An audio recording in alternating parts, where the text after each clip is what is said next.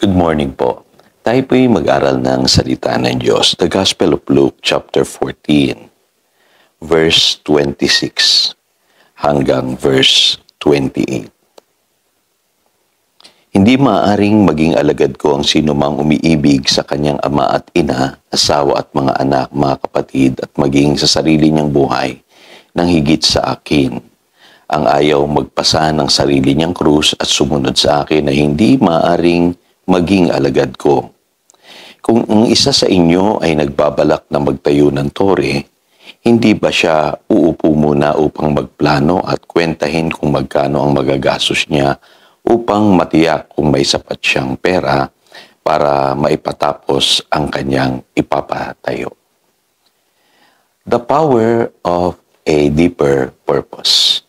Siguro nagmamadali ang karamihan sa atin ngayon sa paggawa ng plano. Pero alam niyo po ba na napakahalaga po ng purpose sa lahat ng ating ginagawa? At paano natin malalaman na ang ating purpose sa buhay ay malalim? Yan po ang pag-aaralan natin ngayon. Ngayon sa Hebrews chapter 12 verse 2, lagi pong ikinoquote ito ng maraming mga mangaral.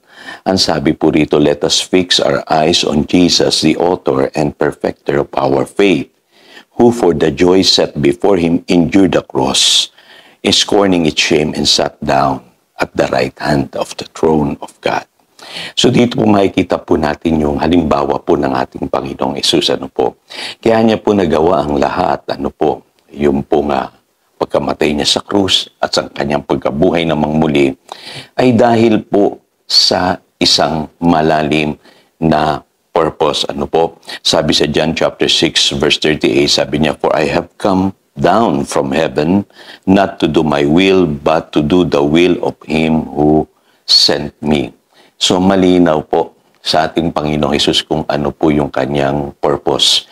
Kaya nagtagumpay po siya sa kanyang misyon, nagawa niya po yung dapat niyang gawin dahil alam niya, tiyak sa kanyang puso kung ano yung pinagagawa ng Ama sa kanya. Kaya maintindihan nyo na po bakit po sinasabi sa Ephesians chapter 5 verse 17, therefore do not be foolish but understand what the Lord's will is.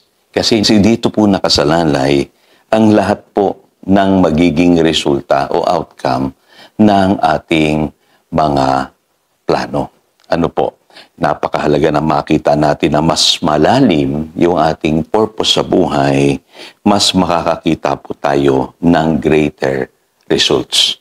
At alam niyo po yung iba, nagsisimula sila sa malaking plano pero mababaw na purpose.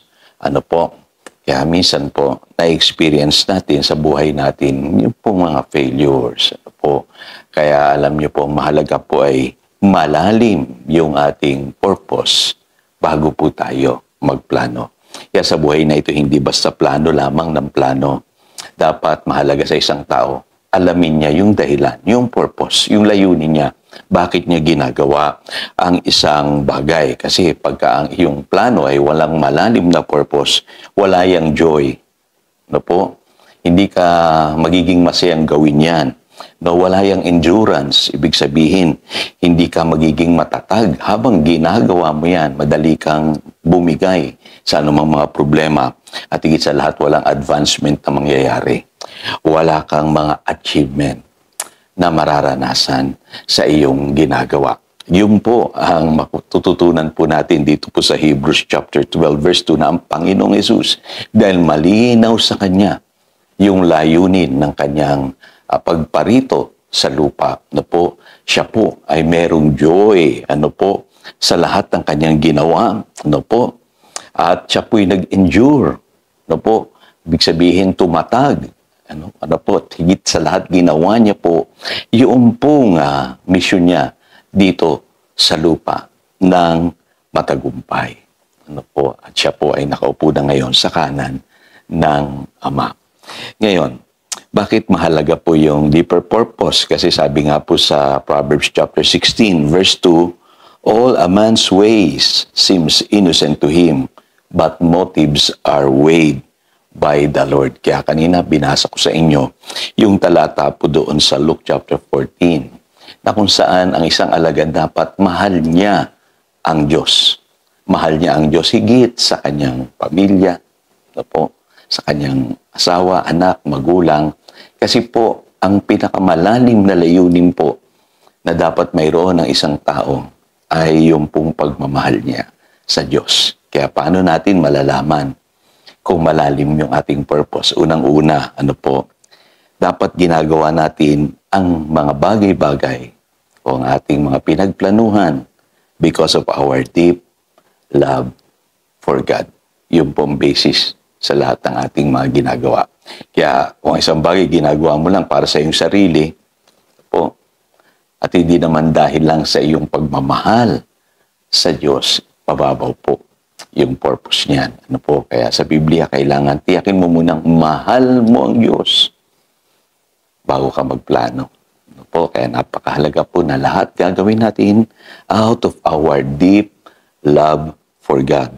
Pangalawa, dapat po makita sa atin na bago tayo magtayo ng anumang nais natin sa buhay, ano po, yung ginagawa ko ba in agreement, in harmony, doon sa nais ng Diyos na ipagawa sa akin.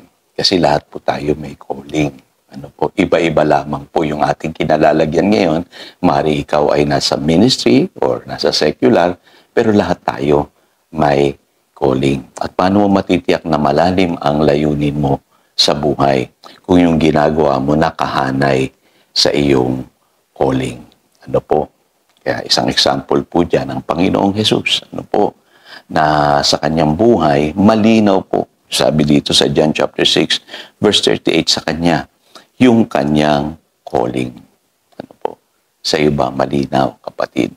O baka naman, naririyan ka lang sa iyong bukasyon dahil gusto mo lang kumita ng pera, magpayaman, or sabihin na natin, mag-enjoy sa buhay. Dapat laliman mo, kapatid. Iugnay mo yan sa panawagan mo sa Diyos. Pangatlo po, mahalata mo po na meron kang malalim na layunin sa buhay kung meron kang staying power. Magagawa mo yung isang bagay kahit mahirap, kahit nag-iisa ka na lang. Kasi darating po sa panahon, minsan wala kang kasama. Tanging ikaw lamang, katulad ng Panginoong Jesus. Ano po? Nag-iisa lamang siya nung ginawa niya po yung kanyang misyon. Ano po? Pero nagpatuloy po siya kasi meron po siyang staying power. Makikita ninyo pag malalim ang inyong purpose, kahit lahat ng oposisyon ay laban sa inyo, kahit nag-iisa ka na lamang, wala nang taong nakapaligid sa iyo, nagagawa mo pa rin yung layunin ng Diyos dahil malalim ang iyong layunin sa buhay. Malalim ang iyong pagmamahal sa Diyos. So again, ito si Pastor Jojo, nagpapaalala, pangdaluyan tayo ng pagpapala, manatili tayo sa kanyang salita. Good morning.